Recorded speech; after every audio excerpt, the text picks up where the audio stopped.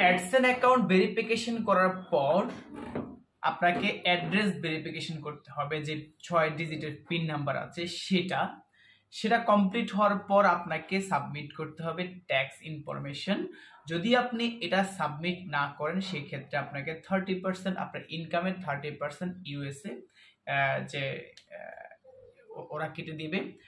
আর যদি আপনি address account খোলার পর যদি আপনি ট্যাক্স ইনফরমেশন সাবমিট করেন তাহলে আপনাকে 10% আপনার ইনকামের 10% আপনাকে ওরা আপনার ইনকাম থেকে কেটে নিবে। তো এটা খুবই ইম্পর্টেন্ট একটা বিষয়।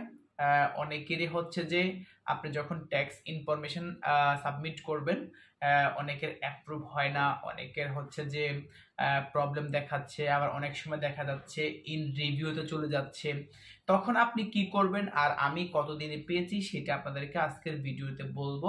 আমি মূলত হচ্ছে ট্যাক্স ইনফরমেশন সাবমিট করেছি 29শে জুলাই। তো আজকে মূলত হচ্ছে আমার এটা অ্যাপ্রুভ হয়েছে। এই কয়েকদিন এটা রিভিউর মধ্যে ছিল।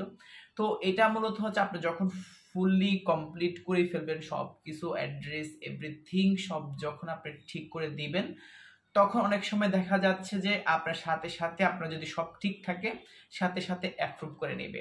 আবার অনেক সময় দেখবেন যে আপনি সব কিছু ঠিক দিয়েছেন তারপরেও ওরা লিখে দিবে যে আপনার মিসিং অ্যাড্রেস লেখা থাকে অনেক সময়। সেই ক্ষেত্রে আপনি এটা কাজ করতে পারেন। সেই ক্ষেত্রে হচ্ছে আপনার আইডি কার্ড, হয়তো বা এখানে আইডি কার্ড আপলোড করতে পারেন, একটা অপশন থাকবে।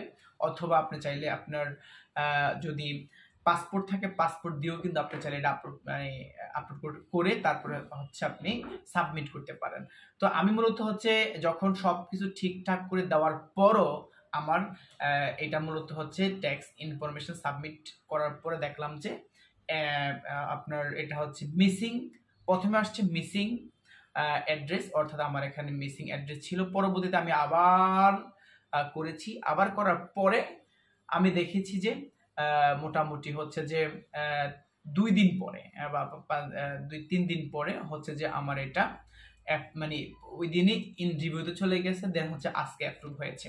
তো আপনার এটা নিয়ে ভয় পাওয়ার কিছু নেই। আপনি যখন দেখবেন যে আপনার এটা ট্যাক্স ইনফরমেশন সাবমিট নিচ্ছে না, আপনি সব কিছু ঠিকঠাক করে দিবেন। দেওয়ার পরে যদি আপনার মিসিং অ্যাড্রেস থাকে একদম নিচে দেখবেন যে একটা অপশন থাকবে যে আপলোড ইউর ডকুমেন্টস, অর্থাৎ আপনার এই ডকুমেন্টসের মধ্যে আপনার যে কোনো একটা